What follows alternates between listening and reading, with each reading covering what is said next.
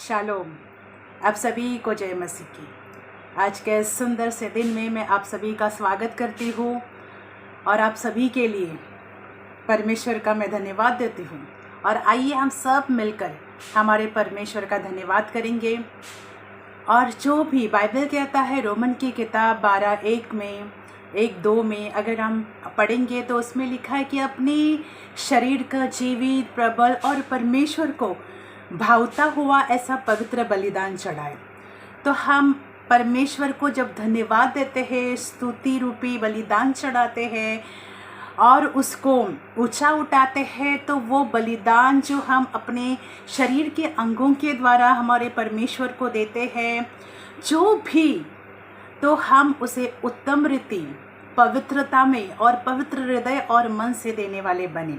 तो आइए हम सब मिलकर परमेश्वर का धन्यवाद करेंगे और उस राजाओं के राजा के नाम को ऊंचा उठाएंगे। तो आइए हम प्रार्थना करेंगे। पिता, हम तेरा धन्यवाद देते हैं, आज का ये सुंदर दिन अपने हमें आशीष करके दिया, हम पर अनुग्रह और दया की है खुदा, उसके लिए धन्यवाद देते हैं। होने पाए प्रभु आज के सुंदर से दिन में हमारे जीवनों के द्वारा और हमारे शरीर के अंगों के द्वारा, हमारे मन के द्वारा, हमारे हृदय के द्वारा आपके महान और सामर्थ्य नाम की तारीफ। पिता, हम धन्यवाद देते हैं आज का प्रभु जो भी संदेश में जो आपका वचन है प्रभु, जो संदेश के तौर पर मैं लोगों के जीवनों में पहुंचाना चाहती हूँ प्रभु, उसे आप अनुग्रह सहित लोगों के जीवनों से प्रभु, लोगों के जीवन से बातें करें प्रभु, और लोग आपके वचन को सुनकर आशीष पाने वाले बने प्रभु। ऐसा अनुग्रह आप हर एक सुनने वाले भाई बहन के जीवनों में करे पिता परमेश्वर, उनके मन और हृदयों पर करे परमेश्वर। हम धन्यवाद देते हैं, वचन आपका है परमेश्वर, आप हमारा इस्तेमाल करते हो प्रभु यीशु, हमारे मुखों का इस्तेमाल करते हो कि हम आपके वचन को औरों तक पहुंचाए। तो होने पाए प्रभु आज के इस दिन में आपके नाम की महिमा परमेश्वर और आपके नाम का गौरव आज के इस संदेश के द्वारा प्रभु हर एक सुनने वाले भाई बहन आशीष पाएंगे, ऐसा मैं विश्वास करती हूँ। धन्यवाद के साथ आपके नाम को ऊंचा उठाते हुए प्रार्थना पिता आपसे हमारे प्रभु यीशु मसीह के नाम में मांगते हैं, आमीन। Praise the Lord. आइए आज हम संदेश की ओर बढ़ने से मैं आप लोगों से कुछ बातें करना चाहती हूँ, फिर हम परमेश्वर के वचन को देखेंगे। आज मैं आप लोगों से ये कुछ सवाल जवाब भी करना चाहूँगी, क्योंकि परमेश्वर के वचन को हम किस रीति से आज तक समझते हैं। मैं मानती हूँ कि हम सभी की समझ परिपूर्ण नहीं है, बुद्धि में हम परिपूर्ण होते जा रहे हैं, समझ में हम परिपूर्ण होते जा रहे हैं, कोई भी परिपूर्ण है नहीं, परंतु हम सीखते जाते हैं, समझते जाते हैं और परमेश्वर हमें आशीषित करते जाते हैं। तो जो हम वचन के द्वारा, पासबानों के द्वारा या किसी भी मसीह भाई बहन के द्वारा जो भी परमेश्वर का वचन सुनते हैं, उसे अनुग्रह सहित अपने जीवनों में ग्रहण करने वाले लोग बने। ये न सोचे कि वचन कौन दे रहा है, पर ये सोचे कि वचन किसका है। जब मसीह भाई बहन या जो भी परमेश्वर का वचन सुनते हैं, वो इस बात को समझेंगे कि वचन महत्वपूर्ण है। देने वाले व्यक्ति का हम कितना आदर करते हैं, कितना आदर नहीं करते हैं, ये हम खुद ही जाने और हमारी समझ परमेश्वर खोले, परंतु परमेश्वर का वचन हम अनुग्रह सहित हर एक के मुख से रिसीव करने वाले बने। Praise the Lord. तो आज हम आत्मिक स्तर पर उन्नति किस तरह से कर पा रहे हैं, या अभी तक हम शारीरिक रीति ही वहीं पर है। हमारी उन्नति आत्मिक स्तर पर भी होनी चाहिए। मैंने पहले ही कहा कि हर एक इंसान सीखता जाता है, परंतु जब हम सीखते हैं तो समझे और उसे अपने जीवन में लागू करने वाले लोग भी बने, क्योंकि परमेश्वर का वचन जो हमें दिया गया है, बाइबल में परमेश्वर ने यहोशू से कहा, यहोशू की किताब में, कि व्यवस्था की ये किताब तेरे चित्त से हटने न पाए। तो परमेश्वर का ये वचन जो उसने हमें दिया है, हम उसे पढ़े, अपने चित्त में रखें, उसे मनन करें और अपने जीवनों में उस पर लागू करने वाले और उसको अपने जीवन में लेने वाले और उसके अनुसार अपने जीवन को चलाने वाले भी बने। Praise the Lord. तो आज का मेरा जैसे विषय है कि अब तक हम कहाँ है, शरीर में ही है या आत्मा में उन्नति करते जा रहे हैं। आत्मा से जब हम शरीर की ओर, शरीर से जब हम आत्मा की ओर बढ़ते हैं तो हमें उस आत्मिक बातों को अपने जीवन में लेने वाले और उसे उन बातों पर हमें चलने की कोशिश करने वाले ही बनने हैं। अगर हम यीशु मसीह को उद्धारकर्ता परमेश्वर के रूप में हम अपने जीवन में स्वीकार कर चुके हैं तो हमारे जीवन की उन्नति भी उसके वचन के अनुसार होते जानी चाहिए। क्योंकि बाइबल में लिखा है वचन में कि तुम्हारा स्वभाव मसीह का सा होता जाए। तो हम बनने की कोशिश तो कर सकते हैं ना। हर एक मसीह भाई बहन हम बनने की कोशिश तो करें। जल्दी से कोई परिपूर्ण नहीं होता है, परंतु जो हम सालों से गलतियां या कल से परसों से महीनों से गलतियां करते आ रहे हैं और हम वही गलतियों में, वही गुनाहों में, वही पापों में अगर हम अभी भी फंसे हुए हैं तो क्या हमारी आत्मिक उन्नति हो रही है? हमें खुद से इस बात को पूछना है कि मैं अब तक आत्मिक रीति बढ़ रहा हूँ या शारीरिक रीति ही वहीं पर फंसा पड़ा हूँ। शरीर में ही फंसे हैं या आत्मिक उन्नति कर पा रहे हैं। तो इस बात को आज हमें जानना है।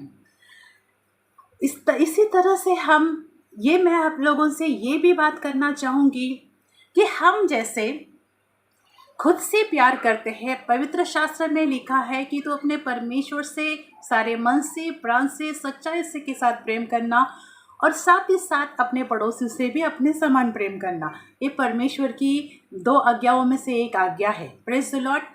तो आज मैं आप लोगों से ये बातें कहना चाहती हूँ कि जब हम खुद से प्यार करते हैं, हम खुद से कैसा प्यार करते हैं, हम पड़ोसी से कैसे प्यार करते हैं, हम अपने रिश्तेदारों से कैसे प्यार करते हैं, हम कलीसिया से कैसे प्यार करते हैं और हम परमेश्वर से कैसे प्यार कर सकते हैं, इस बात के बारे में आज हम समझें।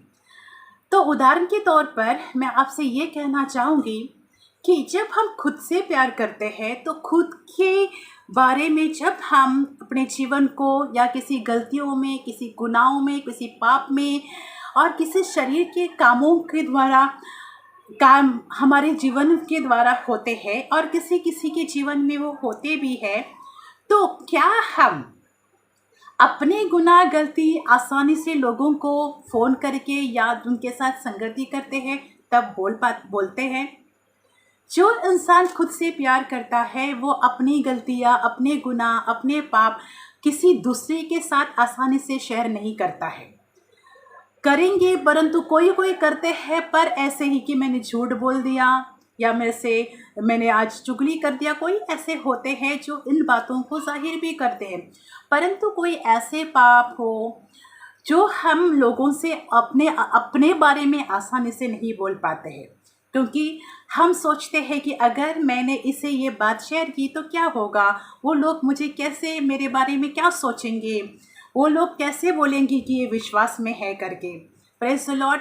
तो इस बात में जब हम खुद के बारे में इतनी चिंता करते हैं और खुद के पाप हम आसानी के साथ, खुद के बारे में कुछ भी बुरा हम आसानी के साथ लोगों के साथ शेयर नहीं कर सकते हैं, परंतु जब हम प्रार्थना करते हैं तब हम बोलते हैं कि नहीं, मसीह में हम एक है। तो भाइयों और बहनों, जब हम अपने पड़ोसी के, बहुत सारे लोग हैं जो पड़ोसी की भी आसानी से चुगलियाँ, उनके बारे में गलत सोचना बोलना आसानी से कर देते हैं। तीसरी बात कि जब हम अपने फैमिली के मेंबर से भी, जो लोग फैमिली मेंबर्स को भी कभी कभी कुछ लोग ऐसे भी होते हैं कि फैमिली मेंबर्स की भी बात आसानी से औरों तक पहुंचा पाते हैं कि मेरे फैमिली में मेरी माँ ऐसी है, मेरे पिता ऐसे हैं, मेरे भाई ऐसे हैं, मेरे बहन ऐसी है, पति ऐसा है, पत्नी ऐसी है। ऐसी बातें पति पत्नी की, भाई बहन की, माँ, इस तरह से हम फैमिली मेंबर्स के बारे में भी किसी के सामने जब हम किसी से भेंट करते हैं, मिलते हैं या फ़ोन पर बात करते हैं तो करने से नहीं रुकते हैं। तो क्या हमारी आत्मिक उन्नति हो रही है? चौथी बात कि हम लोग जब कलीसिया में आते हैं तो हम जो मसीह हैं और कलीसिया परमेश्वर ने हमें दी है, और बाइबल कहता है कि मसीह हमारा सिर है और हम उसके शरीर के अंग हैं।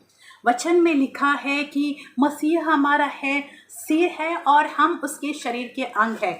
तो हम जो मसीह है, विश्वासु भाई बहन है, उसके साथ जुड़े हुए हैं। Praise the Lord. क्योंकि वो उसके शरीर के हम अंग है। तो जब सब सर काटा जाता है तो क्या शरीर काम करते हैं?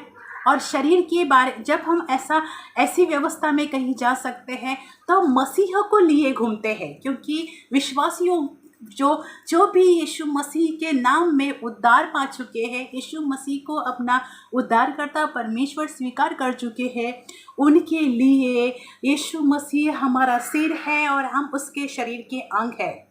तो जहाँ पर भी हम जाते हैं या जो हम करते हैं तो वो पूरा शरीर उसके ऊपर रिएक्ट करता है। वो पूरे शरीर को सुनते हैं और जो हम करते हैं वो हम सिर से लेकर पैर तक जितने हमारे शरीर के अंग हैं वो सब उस पर रिएक्ट करते हैं।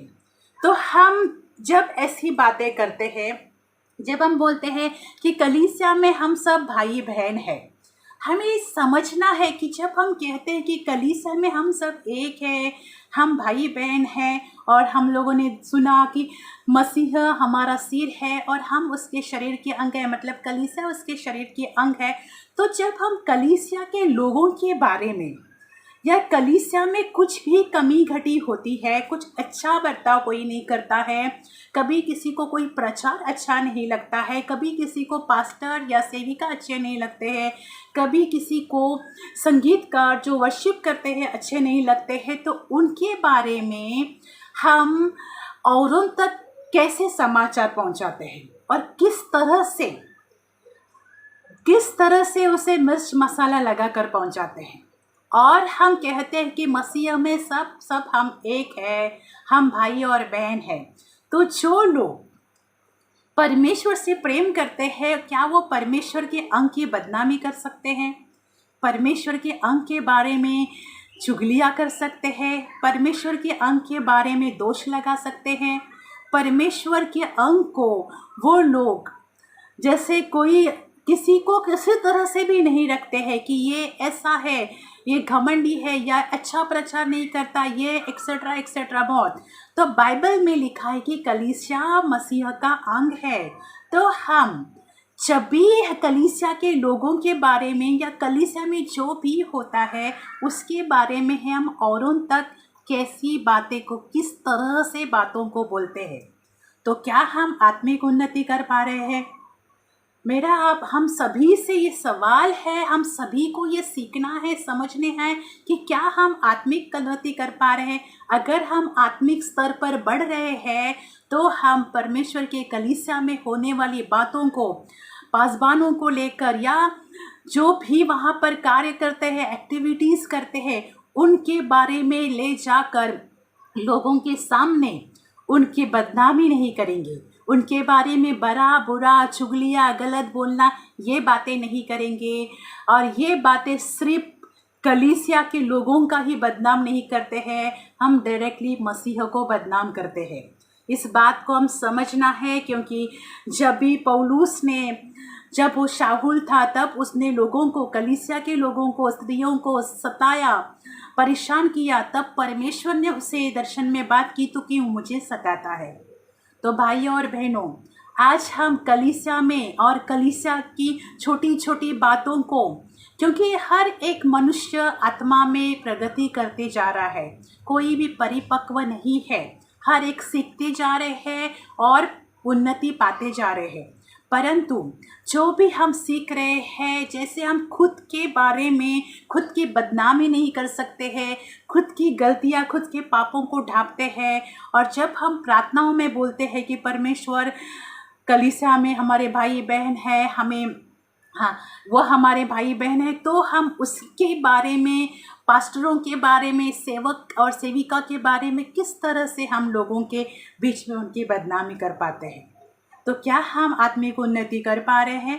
इस बात को आज हम, क्योंकि ये डायरेक्टली इफ़ेक्ट, इसका परिणाम जो है वो परमेश्वर पे है, क्योंकि हमने सीखा समझा कि यीशु मसीह कलीसिया का सिर है। तो जब हम उसके अंग के बारे में बात करते हैं, अंग के बारे में चुगलियाँ करते हैं, अंग को उसके बदनाम करते हैं, कलीसिया में जो भी कमी घटी है लोगों को बोलते फिरते हैं, तो वो बातें इफ़ेक्ट करती है, वो बातें सीधा परमेश्वर को उस बात का दुख हो सकता है और होता भी है।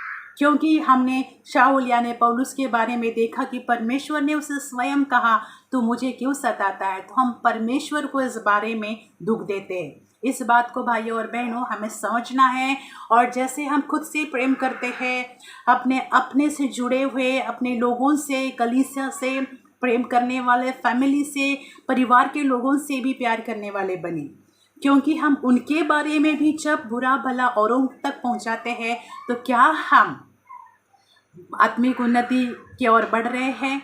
क्योंकि जो फैमिली के बारे में ही, जैसे नीति वचन में लिखा है, एक अच्छी स्त्री, बुद्धिमान स्त्री घर को बनाती है। तो सिर्फ हमारा सांसारिक घर भी ही नहीं, तो बुद्धिमान स्त्री जैसे लिखा है वैसे बुद्धिमान पुरुष के बारे में भी हो सकता है। Praise the Lord.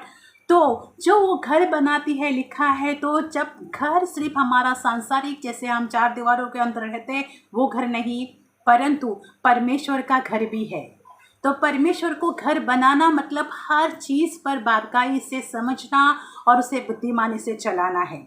तो जो भी मसीह भाई बहन हम खुद को कहते हैं, तो हमें कलीसिया को अपना परिवार और वो हमारा घर होना चाहिए। और जैसे हम खुद की बदनामी औरों तक नहीं कर पाते हैं, खुद के पापों का जिक्र औरों तक नहीं कर पाते हैं, पर हम प्रार्थना में बहुत सारी बड़ी बड़ी बातें बोलते हैं, तो हमें सीखना है कि जो हम बोलते हैं वो हम वैसे हैं।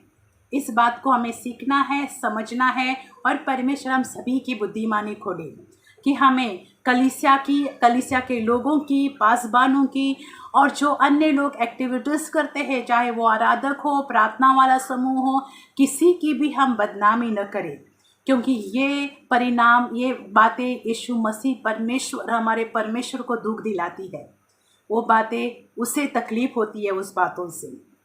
तो आज हमें सीखना है, साथ ही साथ हम वचन की ओर बढ़ेंगे। ये बातें जो ये परमेश्वर की ओर से मुझे वचन आया और मुझे ये आप तक, हम सभी तक पहुंचना है, और इस बात पर हमें सीखना है और समझना है। तो हम वचन को देखेंगे। एक राजा की किताब 3 का 25 और 27, 25 से 27। तब राजा बोला, जीवित बालक को 2 टुकड़े करके आधा इसको और आधा उसको दो। तब जीवित बालक की माता का मन अपने बेटे के लिए स्नेह से भर आया।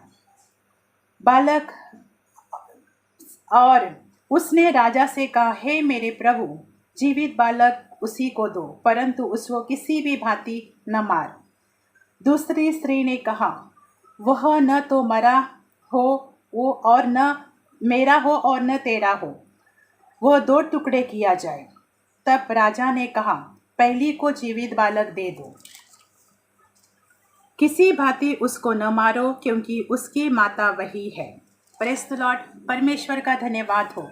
यहाँ पर हम देखते हैं राजा सुलेमान को, जब परमेश्वर से उसने बुद्धि मांगी और परमेश्वर ने उसे बुद्धि के वरदान के साथ साथ सब कुछ दिया, धन संपत्ति सब कुछ उसे दे दिया, और वो उससे परिपूर्ण हो गया। और उसके जैसा और कोई राजा नहीं जिसे परमेश्वर ने इसने धनांडे और उसकी बुद्धि से और ज्ञान से उसे परिपूर्ण किया था।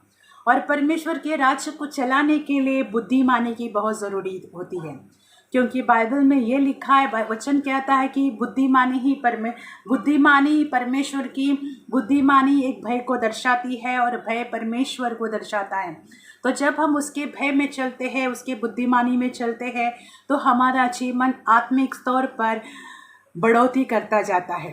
Praise the Lord. तो यहाँ पर हम देखेंगे कि राजा सुलेमान को जब परमेश्वर ने बुद्धि से आशीष किया, और उसके बाद उसका जो उसने पहले न्याय किया, तो इन 2 स्त्रियों का जो व्यवसाय है और उनको बच्चे होते हैं, परंतु एक का बच्चा मर जाता है और दूसरी आधी रात को एक्सचेंज करती है, बच्चा जो मरा हुआ रखती है और जीवित अपने पास रखती है। परंतु जब सुलेमान राजा को न्याय करना था तो उसने कितना खूबसूरती से न्याय कर दिया है। उसने कहा कि मेरे पास तलवार ले आओ और बच्चे को 2 टुकड़े किए जाए। जब हम परमेश्वर से बुद्धि मांगते हैं तो परमेश्वर उसके साथ बुद्धि समझ ज्ञान से भी बढ़ते हैं। ये राजा सुलेमान का बुद्धि पाने के बाद, वरदान उस बुद्धि का पाने के बाद, एक पहला ये उसने न्याय किया और बहुत ही खूबसूरती से न्याय किया है भाई और बहनों। जब उन स्त्रियों ने कहा कि ये मेरा बच्चा नहीं है और मरी हुए ने कहा कि वो मेरा बच्चा नहीं है, ये मेरा बच्चा है, तो राजा सुलेमान ने बहुत ही खूबसूरती से इन दोनों स्त्रियों के बीच में न्याय का और बुद्धि का काम किया है। उसने कहा है कि बालक को मेरे पास लाओ।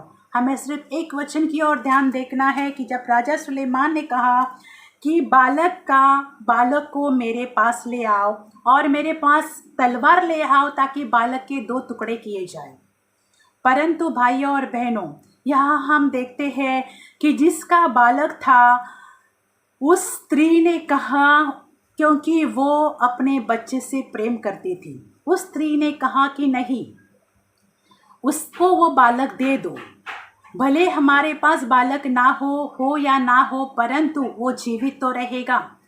उस स्त्री ने कहा, जिसी का खुद का बच्चा था, उसने कहा कि बालक के 2 टुकड़े न किए जाए, क्योंकि हर माँ अपने बच्चे से, अपने संतान से प्रेम करती है और कोई भी माँ अपने संतान को 2 टुकड़े होते हुए अपने सामने नहीं देख सकती। इसलिए जिसका बच्चा था उसने प्यार से और एक दुख भरे स्नेह से कहा कि बालक के 2 टुकड़े न किए जाए, परंतु ये बालक उसे सौंप दो। जिसने कहा, परंतु जिसका बालक मरा हुआ था उसने कहा कि 2 टुकड़े कर दिए जाए, क्योंकि उसे उस बात का दर्द नहीं था, क्योंकि उसका वो खुद का बालक नहीं था। अगर उसका खुद का बच्चा होता तो ये कभी नहीं कहती, क्योंकि एक माँ अपने बच्चों के 2 टुकड़े होते हुए नहीं देख सकती। तो जब उस स्त्री ने कहा कि बालक के 2 टुकड़े नहीं किए जाए, परंतु वो बालक उसे दे दो, तब सुलेमान ने कहा कि ये बच्चा उसी का है और उसी को दे दो। Praise the Lord. तो यहाँ पर हम सीखना है कि एक सच्ची माँ या एक सच्चा पिता कभी भी अपने बच्चे के 2 टुकड़े होते हुए अपने नज़रों के सामने नहीं देख सकता है। तो इसी तरह से आत्मिक तौर पर हम समझे कि एक सच्चे मसीह, सच्चे विश्वासु कभी भी अपने कलीसिया को टूटते हुए नहीं देख सकते। टूटना मतलब क्या? कि किसी की बदनामी करते हैं, किसी के बारे में चुगलियाँ करते हैं, बुरा सोचते हैं, नाम खराब करते हैं, तो कलीसिया टूटती है। जब ऐसी बातें, ऐसे लोग उत्पन्न होते हैं, ऐसे लोग खड़े हो जाते हैं जो पास्टरों को, पासबानों को भी नहीं छोड़ते हैं, कलीसिया में होने वाली बातों को भी वो यहाँ वहाँ करते हैं, और ये बात सुनकर कलीसिया के लोग तितर बितर होते हैं। और तितर बितर होना मतलब कलीसिया टूटने तक आ जाती है। कलीसिया से लोग निकल जाने लगते हैं, वो दूसरी ओर चले जाने लगते हैं। क्यों? क्योंकि कुछ लोग ऐसे होते हैं जो ये ऐसी बातों को करके कलीसिया में फूट को उत्पन्न करते हैं, जिसके कारण कलीसिया में प्रभाव पड़ता है और कलीसिया टूटती है। परंतु भाई और बहनों, जो सच्चे मसीह होते हैं, जो सच्चे भाई बहन होते हैं, जो सच्चे आत्मिक तौर पर जो उन्नति कर रहे ऐसे पासबान होते हैं, ऐसे आराधक होते हैं, ऐसे मसीह लोग होते हैं, तो कभी भी अपने कलीसिया को, जो कलीसिया हम अपना परिवार मानते हैं, उसे टूटते हुए, उसे बिखरते हुए नहीं देख सकते हैं। जैसे इस माँ ने, जिसका संतान, जिसका बच्चा अपना खुद का था, उसने अपने बच्चे को सामने उसे 2 टुकड़े होते हुए देखना नहीं चाहा, क्योंकि उसने कहा कि वो उसे दे दो। और जिसका नहीं था, जिसकी नहीं थी, उसका बारे में भी हम जानेंगे कि कुछ लोग ऐसे भी आते हैं जिनको सिर्फ कलीसिया में आकर ऐसी बातों को, ऐसे शरीर के कामों को किया होना होता है, ताकि किस तरह से पास्टर बदनाम किए जाए, सेवक बदनाम किए जाए, कलीसिया बदनाम किए जाए, इसलिए ऐसे लोग कलीसिया में शामिल होते हैं। परंतु ऐसे लोगों को परखने की, समझने की आत्मा परमेश्वर हमें देता है, और सही न्याय करने और सही समझ और बुद्धि से बातें करने, जैसे सुलेमान राजा ने सही न्याय किया और बहुत ही खूबसूरती तरीके से न्याय किया, ऐसा जब हम परमेश्वर के सम्मुख बैठते हैं और जैसे सुलेमान राजा ने परमेश्वर से बुद्धि मांगी और वो बुद्धि से परिपूर्ण हो गया, क्योंकि उसे परमेश्वर के राज्य को आगे जाकर देखरेख कराना था, चलाना था। तो परमेश्वर के राज्य को चलाने के लिए बुद्धिमानी, समझ की ज़रूरत होती है, और आत्मिक तौर पर हमारे जीवन में आत्मिक स्तर पर हम किस तरह से उन्नति पा रहे होते हैं, ये भी ज़रूरी होते हैं। और बुद्धि से हम परमेश्वर के घर को और कलीसिया को चला सकते हैं। तो जैसे राजा सुलेमान ने खूबसूरती से न्याय किया और जिसका बच्चा था वो उसे मिल गया। तो एक सच्ची माँ जब अपने बच्चे के 2 टुकड़े होते हुए नहीं देख सकते, उसी तरह से आज हमें जानना है कि सच्चे मसीह, फिर चाहे वो कोई भी हो, पास्टर से लेकर कलीसिया के मेंबर तक कोई भी हो, सच्चे मसीह, सच्चे विश्वासु कलीसिया में फूट को उत्पन्न नहीं करते हैं, कलीसिया की बदनामी नहीं करते हैं। ये आज हमें सीखना है। इस वचन के द्वारा पवित्र आत्मा हम सभी के जीवन को, हमारे स्वभावों को बदले और हमारे जीवनों को परिवर्तित करे, और हम बदलते जाए और सीखते जाए, क्योंकि परमेश्वर का वचन हमारे समझ को खोल सकता है, हमारे बुद्धिमानी को वो बहुतायत से आशीष कर सकता है। Praise the Lord. और दूसरी बात, हम इसी तरह से हम दूसरी बात को देखेंगे कि जब भी किसी के प्रति भी हमारे मन में कोई भी बात हो, या ठसन हो, या बदले की भावना हो, या कुछ भी अच्छा नहीं लगता हो, तो हमें सीधा उस व्यक्ति से कहना है। फिर मैंने बार मैं आपके लिए रिपीट करना चाहूँगी कि फिर वो चाहे पास्टर हो, वर्शिपर हो, कलीसिया के मेंबर हो, विश्वास हो, जो कोई हो, डायरेक्टली हम उसे जाकर उस बात को शेयर करें। नहीं तो उससे बढ़कर हम परमेश्वर के सामने उस व्यक्ति को रखे, क्योंकि परमेश्वर मनों को बदलने वाला, पत्थर के हृदय को तोड़ने वाला परमेश्वर है। तो ये बातें या तो प्यार से हम उस व्यक्ति से कहें, या दूसरी और महत्वपूर्ण बात, उसे हम परमेश्वर के हाथों में समर्पित करें, परमेश्वर उसे बात कर सकते हैं। Praise the Lord. तो ये बात हम देखेंगे वचन के द्वारा ही।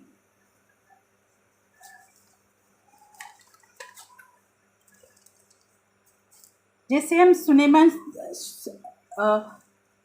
एलिशा और सुनेमन स्त्री है, विधवा जो स्त्री है, उसके बारे में हम देखेंगे कि जब उसका बच्चा मर गया, तब हम देखते हैं कि जब उसका बच्चा मर गया, जो सुनेमवासी जो धनी स्त्री है, उसको हम जानते हैं दूसरा राजा 4 के किताब में से हम देखेंगे 26 और 27वां वचन। जो सुनेमवासी धनी स्त्री है उसके बारे में कि हम देखते हैं कि वो पति पत्नी बूढ़े हो चुके थे, उन्हें कोई संतान नहीं थी, पर परमेश्वर का भक्त जब वहाँ उनके सामने से आता जाता था तो उन्होंने परमेश्वर के भक्त को अपने घर में ऊपरी और रहने के लिए जगह दी, और परमेश्वर का भक्त वहाँ जाकर हम पढ़ सकते हैं दूसरा राजा 4 से लेकर हम पढ़ सकते हैं, वहाँ पर जाके रेस्ट करते थे, आराम करते थे। तो उसी के बारे में जब एलिशा को ये बात पता चली कि इनको कोई संतान नहीं है, तो उन्हें प्रार्थना परमेश्वर से की होगी और उनको संतान की प्राप्ति हो गई। जब हम जानते हैं कि उनको संतान की प्राप्ति हुई, तो वो बच्चा जब बड़ा हो जाता है, हम देखते हैं कि उसे सर का दर्द हो जाता है और वो बच्चा उस दर्द में मर जाता है। तो हम देखते हैं अभी 4 के 26 और 27 में, तब उससे मिलने को दौड़ जा और उससे पूछ कि तू कुशल से है, तेरा पति भी कुशल से है और लड़का भी कुशल से है। पूछने पर स्त्री ने उत्तर दिया, हाँ कुशल से है। वह पहाड़ पर परमेश्वर के भक्त के पास पहुंची और उसके पाँव पकड़ने लगी। तब गेहजी उसके पास आ गया कि उसे धक्का देकर हटाए परंतु परमेश्वर के भक्त ने कहा, उसे छोड़ दो, उसका मन व्याकुल है, परंतु यहोवा ने मुझको नहीं बताया, छिपा ही रखा है। Praise the Lord.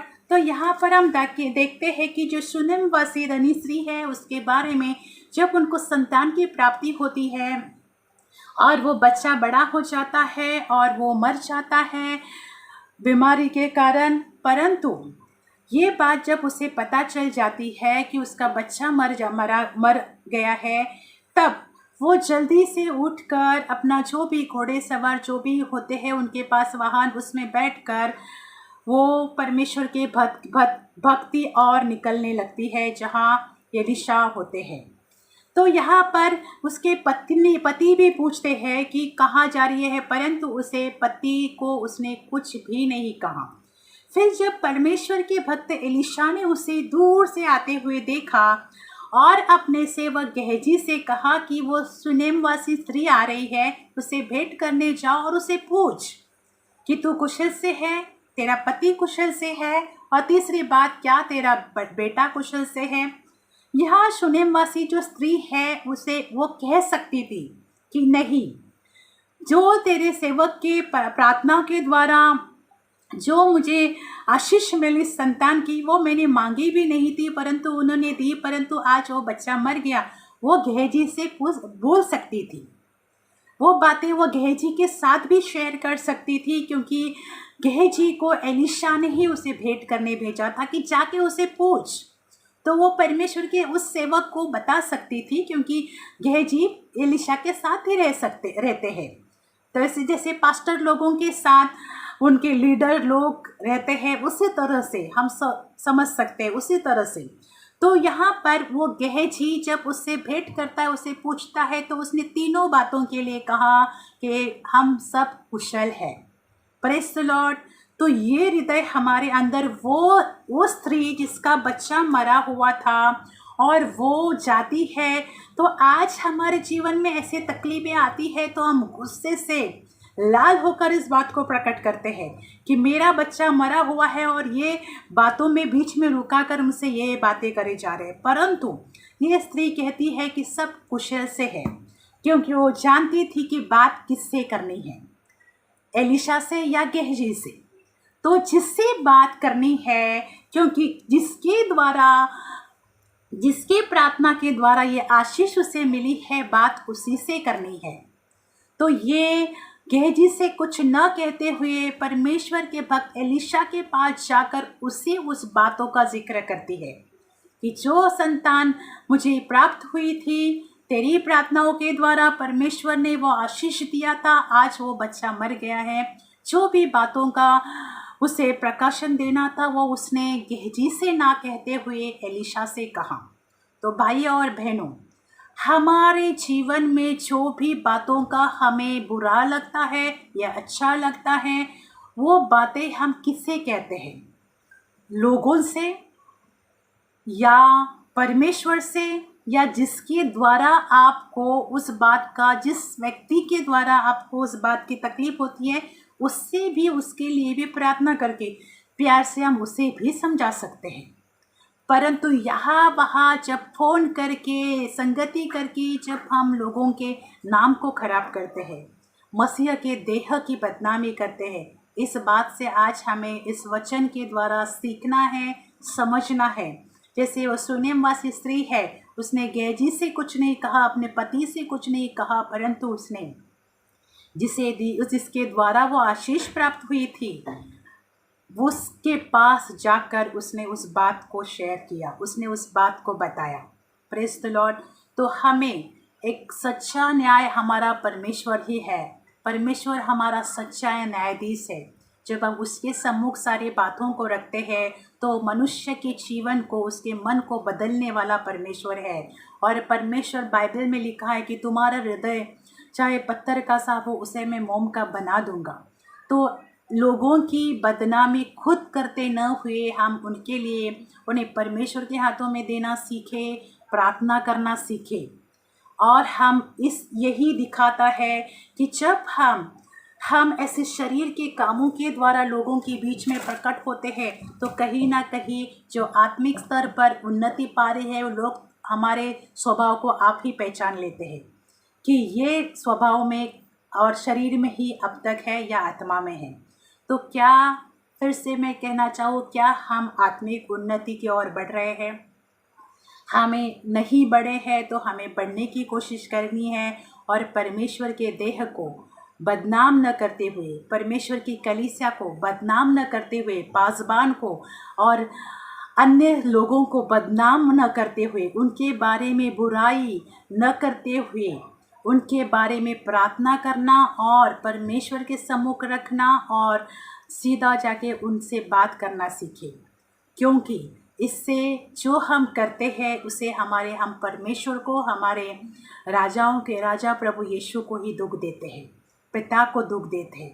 तो हमें अपने परमेश्वर को दुख न देते हुए हमें एक दूसरे के लिए अच्छा मन रखने वाले, अच्छी सोच रखने वाले, अच्छा स्वभाव रखने वाले बने। तो आइए हम प्रार्थना करेंगे। हम इस वचन को सिर्फ सुने नहीं, परंतु हम अपने जीवन पे उसे लागू करें और परमेश्वर से प्रार्थना करें तो इन वचन के अनुसार तो हमारे जीवनों को, हमारे स्वभाव को बदल, क्योंकि हमारा स्वभाव, हमारा जीवन परिवर्तित होना बहुत ज़रूरी है। हम सीखते जाते हैं, समझते जाते हैं तो आत्मा में उन्नति भी करते जाए। प्रभु आप सभी को आशीष करें और इस वचन को हम औरों तक भी शेयर करने वाले और औरों तक भी लोगों के प्रचार करने वाले, इस संदेश को पहुंचाने वाले बने। प्रभु आप सभी को आशीष करें, आपके घर को, परिवार को, आपके कारोबार को, कामकाज को आशीष करें। आइए हम दुआ करेंगे। पिता, हम धन्यवाद देते हैं ये सुंदर अवसर आपने हमें दिया कि प्रभु हम आपके वचन को प्रभु समझ रहे हैं, सीख रहे हैं परमेश्वर, परंतु पवित्र आत्मा हम सभी को आप अपने अनुग्रह से भरे, ताकि प्रभु इस वचन की बातों को प्रभु ज़्यादा से ज़्यादा लोगों की बात हम पहुंचाए प्रभु और उसे समझ सके परमेश्वर। आत्मिक तौर पर प्रभु आप हमारे समझ खोले, हमारे बुद्धिमानी खोले परमेश्वर, ताकि हम तुझ में बदलते जाए, तेरे स्वभाव में बनते जाए पिता परमेश्वर, क्योंकि मसीह का स्वभाव हमें होना और हमें दिखना बहुत ज़रूरी है प्रभु। तो पिता आप हमें अपने स्वभाव में बदलते जाए प्रभु और हमारी आत्मिक उन्नति आप में होती जाए पिता। सभी को आप इस वचन के द्वारा आशीष करें, अनुग्रह करें और सभी को भला चंगा और स्वस्थ करें। ये प्रार्थना पिता हम आपसे हमारे उद्धारकर्ता प्रभु यीशु के नाम में मांगते हैं, सुने और आशीष करें यीशु के नाम में, आमीन। God bless you all.